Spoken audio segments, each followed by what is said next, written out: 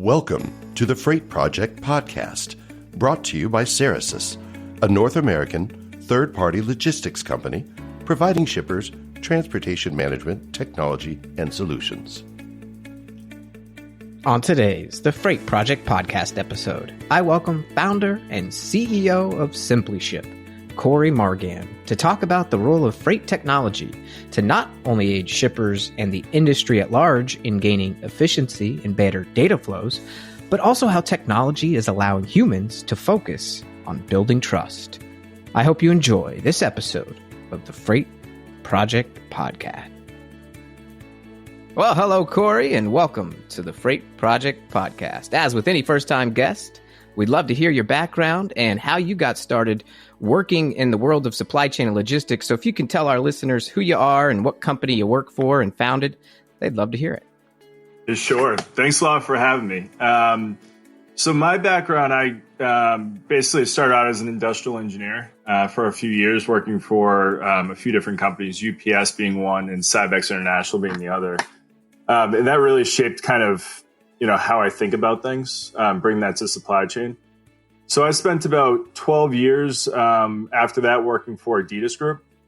I worked in all sorts of different areas, ranging from global logistics coordinator on the ground level to head of supply chain for Rockport, to sourcing roles and technology, etc. That's kind of the boring part, really. But the exciting part, I think, was really, learning about how large BCOs procure freight, right? And so, there's many different ways that they do this, but generally speaking, on the international side, there's contracts and spot rates. And, what happened was I was just frustrated with the process of going through a 6-month tender process, only to then rely back on spot rates for many different reasons. And that technology at the time, which was 12 years ago at this point, 13 years ago, whatever it was, was the same that, Adidas had the same technology as every other small mom and pop shop. And to me, that was mind blowing. So what we were doing, and I know everyone hears this all the time, but was emailing and phone calls. And what I ended up doing was started developing SimpliShip at that time, working mornings, nights, and weekends. And I left and went to a small company to test the hypothesis of, do spot rates get, incrementally worse or proportionally worse for small companies? And of course, now the answer is yes. So my team is spending hours and hours sifting through rates all day long. And so I kind of just said, okay, enough is enough. I quit. And now I'm the co-founder and CEO of SimpliShip. And we've been around for about 4 years now. Oh, perfect. Well, so the problem was it just that when smaller companies went out to find a spot quote, they were getting higher rates, or what was the problem that you wanted to solve for them specifically? Yeah. So really the issue comes down to a few things. One is, what is the market price, right? There's, on the international side, domestic's a little bit different when it comes to this, actually a lot different. There's very few analytics on an international perspective, unless you go out to a big enough audience from a provider standpoint to understand what the market price is. So even large companies today, you'll find that, they might be getting ripped off a few $100 to, upwards of 500. And that's because they simply don't have the data availability to make the right decisions. So that's one of the issues. The second was, for really small BCOs, was to find the right freight forwarder. And to be honest with you, and what a lot of them still do today is Google, or they automatically use a certain forwarder. And that's honestly how a lot of forwarders make their money, is lack of transparency. And then lastly is the time to get a quote from a forwarder and in a standard way of receiving it. Because what happens oftentimes is you're not comparing apples to apples, and you're making an uneducated decision on what the true overall cost is. And then on the freight forwarder side, it's actually really simple. The solution, or the challenges we're solving, which is minimizing their customer acquisition costs. I mean, it's extremely expensive. So we want to deliver and help them through a digital kind of journey, which only really means selling through online sales channels, as opposed to extremely expensive offline channels. And obviously, we're not saying you got to do both. I mean, you got to do one or the other. You got to do both, just like you do in any other industry. Yeah. Well, and I think what you hit on here and what I'm hearing, and it kind of happened in the domestic truck market, probably say 20 years ago. And I would say even up to as late or recent as 5 years ago, where, freight broker was a dirty word to shipper. And the reason why is because they felt like kind of what you explained, that how do I know if that's really the right rate and that you're not just adding a margin, that you've been really good as a freight broker at securing great prices with carriers, but you're marking me up so high and I don't really have a level of trust. It reminds me of like the E-Trade commercials who marketed against the stockbroker who might have been doing something similar. And there was this level of distrust. And I think really over the last 5 years, thanks to, companies like Ceresys, other TMS providers entering the marketplace and getting more visibility into the spot market, freight brokers have seen some value in working with technology platforms to make their business easier, as you explained. And the trust level is, I think, higher than ever. And that's evident in the growth of the use of TMS and 3PLs in general. And so it sounds like with international freight and ocean moves, that for a long time, perhaps there wasn't a lot of technological visibility into pricing, and that it was an advantage to some perhaps not so ethical or high moral freight brokers to create that confusion and maybe not to even use trackable communications that required collaboration within a platform, because then that could uncover that high margin that they've put in there. So is that kind of what you're describing? Tell me more about how that builds trust with that shipper and each partner and makes everyone more effective in the end. Yeah, no, absolutely. So, I mean, we have a different approach with forwarders, right? So we're kind of a closed off marketplace where we don't just allow any provider to join. We kind of do a vetting process, one through automatic software checks, license checks, and the other is for us to get to know them more. So our issue is a little bit different because we build that trust up front rather than having to deal with the back end where our BCOs are having a bad experience. But in reality, you can see this today. So if anyone locked in, I guess not even locked in rates, but has been doing spot rates, let's say in the first half of the year. And now if you look at indexes, which are granted can be argued or for the accuracy, but in general can give you kind of a feel for what's happening in the market on those lanes. They've dropped significantly. And so if you go to your forwarder, first of all, you shouldn't necessarily have to go to your forwarder and ask for money back. I don't mean money back, but for your rate to be reflected of what the market is. But if you do that, it's a pretty good test for a good forwarder and a bad one. I mean, because you'll get, interesting feedback when you test them that way, because some will say, oh, no, the market's going up, or trying to manipulate the data or whatever the case is. But, you'll see the week on week drop. And if they're not being honest with you, then, to me, a good forwarder will pass the savings along. And I've always been an advocate for transparent costing and pricing models. I think in the international world, I think it'll work. But, you've got this kind of zero-sum game where you've got BCOs going up against carriers, forwarders, and NVOs, and vice versa. It's kind of like a crazy cycle of everyone just trying to kind of take advantage of the other. And I just don't think it works. And I think it leaves a bad taste in someone's mouth, every day. I mean, if you talk to forwarders, you talk to BCOs, they're probably pissed about something related to international logistics. And I think it's time that we kind of, figure out a better way to do things. Yeah, man, why can't we all just get along, right? We're all just trying to achieve the same goals here at the end of the day and, ultimately get back to our family and have our own free time. And I don't want to have a bad feeling when I go to bed that I ripped off a shipper or anything like that. Come on, folks. That's what I'm talking about. Let's do the right thing. It sounds altruistic and Pollyanna, right? But I think there are a lot of real benefits long term. I don't think any business sets up today. You didn't say 4 years ago, I'm going to start SimpliShip and shut it down in the next 5 to 7 years. And, it really is important that if you want to stay competitive, that you're, one, using the right tools to get strategic and bring transparency and visibility and scalability that we all need in order to grow sustainably and in a profitable way.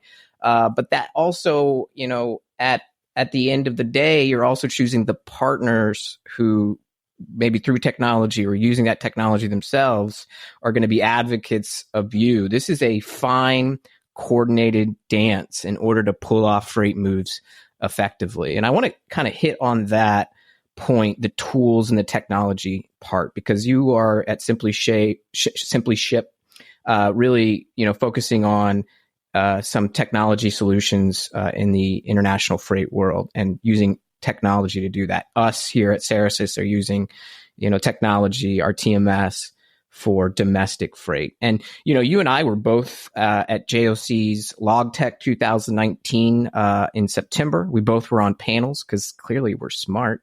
And you were on one. Debatable. Well, yeah, let's don't give me a test or anything. Just trust me. We're talking about trust today, right? So just trust. So your panel was titled "How Technology is Smoothing Freight Interchange Between International and Domestic Modes." And I found quite interesting, as we at Ceresys are squarely focused on the domestic side with our TMS platform for surface modes, that there was also, this discussion primarily in that panel about, digital freight forwarding platforms and how they're now being used to solve problems. And we can't forget that our customers, your customers, our customers, they may have needs outside what we provide with our technology solutions. And I think about us from a domestic focused technology standpoint, where I know we have shippers that have international freight needs and we just can't help them. And, they then have to go out and find some new technology or tool to help that process. And there's just an explosion of technology today. So from your perspective, having been on the shipper side, how do you guide shippers to really navigate towards the right tools that truly solve their problems? Yeah, no, I love that question. So yeah, we did have a pretty interesting discussion about this. But I think to kind of answer, you got to understand how BCOs work, right? And so they have their own tech stack and infrastructure, and what's included in there is their WMS, their ERP, maybe they have a TMS as well on top of that, and a lot more that actually goes into that. So, that's what houses a lot of the customer sales order side of things. And, I'm not sure there's anything more important to a company than understanding how everything in their company relates back to, sales orders. And so when we talk about, freight forwarding platforms, it's important to understand how BCOs procure freight, right? So, and right now we're talking about large BCOs, medium to large for the most part. And obviously they're doing an annual tender and they're probably inviting, I don't know,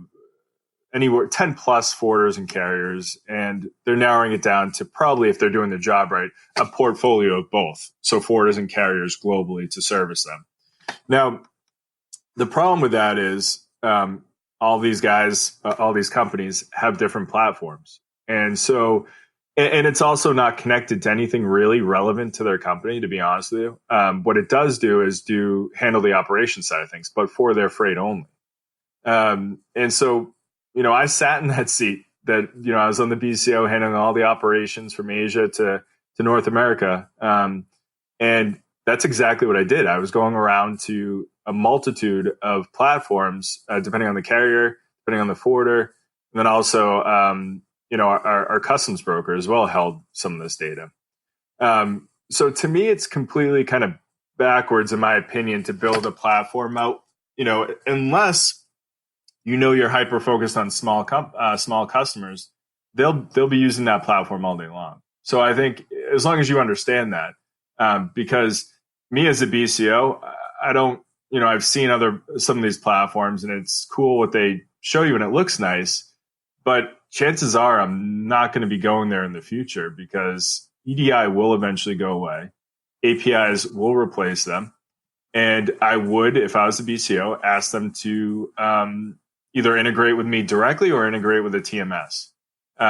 Because at the end of the day, I'm not going to integrate directly with all these forwarders all the time because my IT team is going to have to actually switch them out on a yearly basis, potentially, or even less.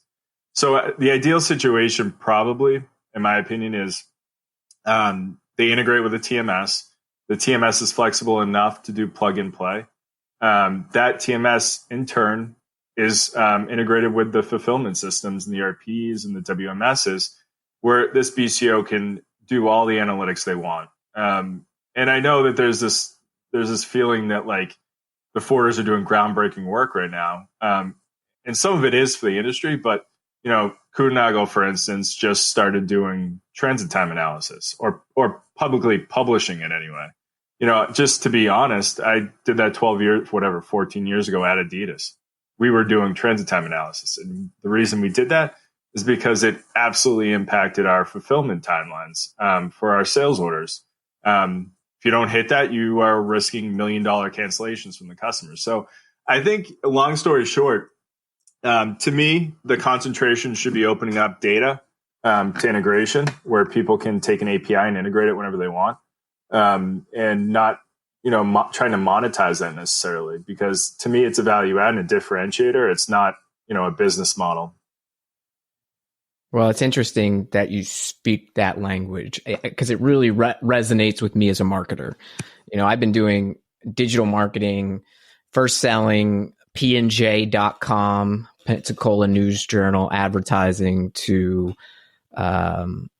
small business owners, and having to explain what the internet was and why it might be better than putting ads in a newspaper. And so I've been really, a part of what we saw in around 2009, 2010 in my field, where it was massive adoption and disruption and a proliferation of marketing tech. And they were all disconnected. They all had weird user interfaces. We had, less risk. We weren't, shipping freight or anything like that. And we, it wasn't as vital for everything to work. And so we were maybe more apt to receive change in our industry through technology. And fast forward to 2019 and on the cusp of 2020, the reality as a marketing platform, let's say you have a Salesforce, right? That's integrating into HubSpot, which might be your CMS. You have HubSpot integrated to Facebook, to Instagram, and then all the analytics are kind of sucked up into various different big database-driven platforms, maybe with either a Salesforce or HubSpot as your main hub. And so you kind of try to decrease the windows. You try to get this unified approach. And, I start kind of correlating what that was for marketing. And I'm seeing that now very much in freight. And I think when I look back at our final mile project here at Ceresys, our e-commerce LTL solutions with the big, Magentos and the Shopify platforms, it's all API driven. It's all about our shippers whose problems are maybe in LTL freight mostly. They will have growing needs in e-commerce and final mile, and they don't have time for us to do a custom IT project every single time. It's just not feasible. And so we were forced to go down the API route for not only LTL carriers, but with building a better load board that integrated into the major load boards. We partnered with a parcel company in order to do that. We're going to probably look at partnering, if and when needed, an international freight company like maybe a SimpliShip, who has that same API connection. So we can offer that easily without much resources on our end. So I guess we're on the cusp of disruption, but since you have really been at Adidas, really a shipper yourself, and been in the heat of that side, and now on the other side providing a technology solution, why is it taking seemingly so long to disrupt this industry and get some adoption with these platforms? That's so. When I first came out of my undergrad, I spent a lot of time, of course, learning. Really, I mean, that's all you do at that point. But the problem I had then is still very much relevant now. I think it's starting to change, but really, we were reliant on forwarders and carriers to teach us about logistics. Right? You don't really learn about logistics in college. Stuff has to go from here to there, but there's a lot in logistics that you really need to get the nitty and gritty to understand how everything works. And, sadly, we also relied on them for like a tech kind of talk when they would come in and teach us about, what's going on in the industry. Not only from like rates and stuff, but also like EDI, right? For instance, I had no idea what that was. Now, I think that's still going on today.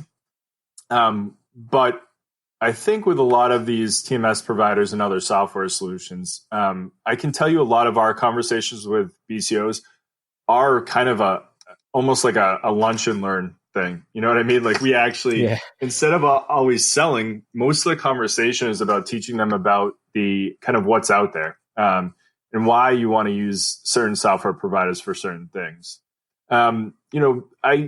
I think that a lot of them know about APIs now. I would say a couple of years ago, probably not. But I think still the challenge is that they don't know how to use it. And no one's there other than I think the software solutions really kind of harping on that. And I think, the forwarders and carriers, I think also have a responsibility to talk about this with their clients and spread the word. But to me, I always, when I was on the BCO side, and this was naive back then, but certainly not anymore, was I'd like to press a button and get all the data I want, regardless of what I'm looking for. And now that sounds like a really like crazy idea, right? But now let's fast forward today where API integrations are possible. Hypothetically, I could build a whole supply chain by modeling out simply by making API calls. So not only is it executional, but also strategic. And so that's kind of what I'm thinking in the future is not only, visibility, rates, but everything end to end. I mean, you could model out complete cost and complete service levels and transit times. And I don't think that's asking too much. I think the industry in general needs to open up to integration and connectivity. And we talked about this, I think we harped on this in JOC LogTech. And to me, I think when we get to that point where, we were just talking about, the API that we have, I mean, that's our approach is connectivity, right? So we have a marketplace, of course, but we're really an API provider and integrator at the end of the day. And to us, Cerasis, for instance, has already built, your own customer base and stuff like that. And you have a great product.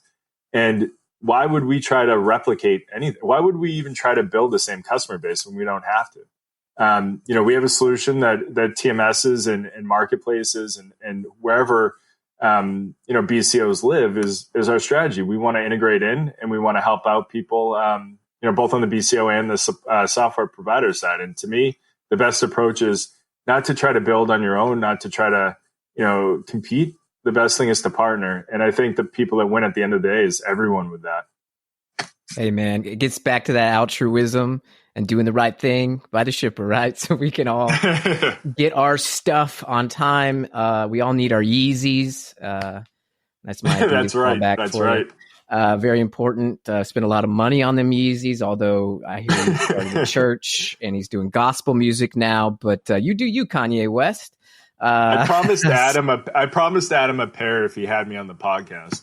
See, yeah, pretty much. I mean, you're smart and all, but those Yeezys really matter.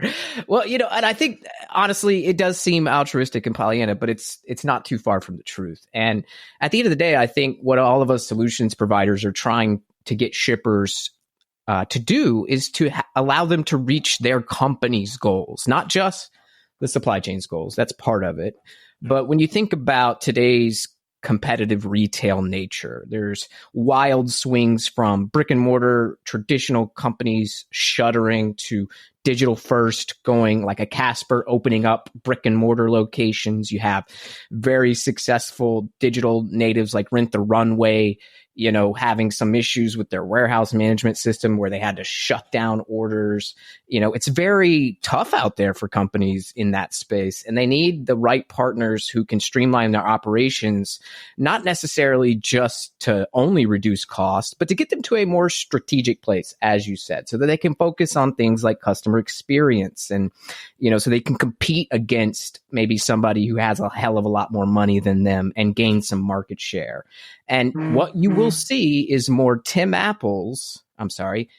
Cook of Apple become I've used that joke 67 times on this podcast. So for the listeners, I apologize. But for Cory, it's new. Anyway, we're going to have these supply chain guys like Tim Cook come up and run very massive companies because the supply chain will no longer be like the cost center.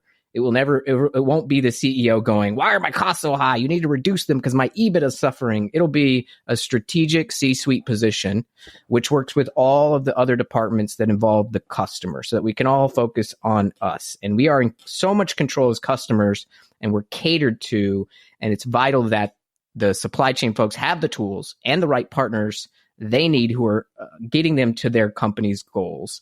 And I think that's what it's really all about at the end of the day. And have you seen some of your customers been able to get to that more strategic place? Do you have a story of a customer that you've helped where you've seen those improvements? It's an interesting one. We actually I helped co-author a book through Wiley that's actually going to be hopefully published next year. That's it touches on this topic about congratulations. Well, thanks. I'm not a great writer, so whoever's editing it is a hero, I think. There's obviously a change in the workforce, and one is the chief supply chain officer, but I think more importantly is what you're seeing on the ground, which is obviously more digital native people entering the industry, and what that looks like for, I think, the industry in general from a skill set and the impact on the company. And I think, if you look at right now, we're at an interesting time where you're seeing the conversion of both that digital person and the ops heavy person that only knows really, hey, I'm moving this container from here to there. But that will phase out.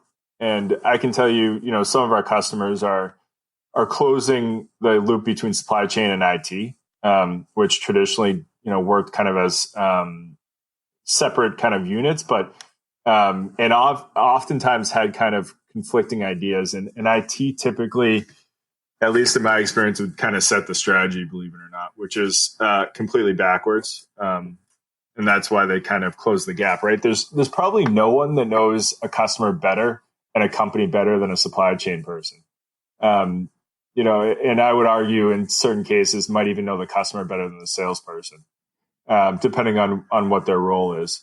So to answer your question, I think, you're going to see that kind of closing the gap, and that supply chain person taking on more roles, like the chief marketing officer.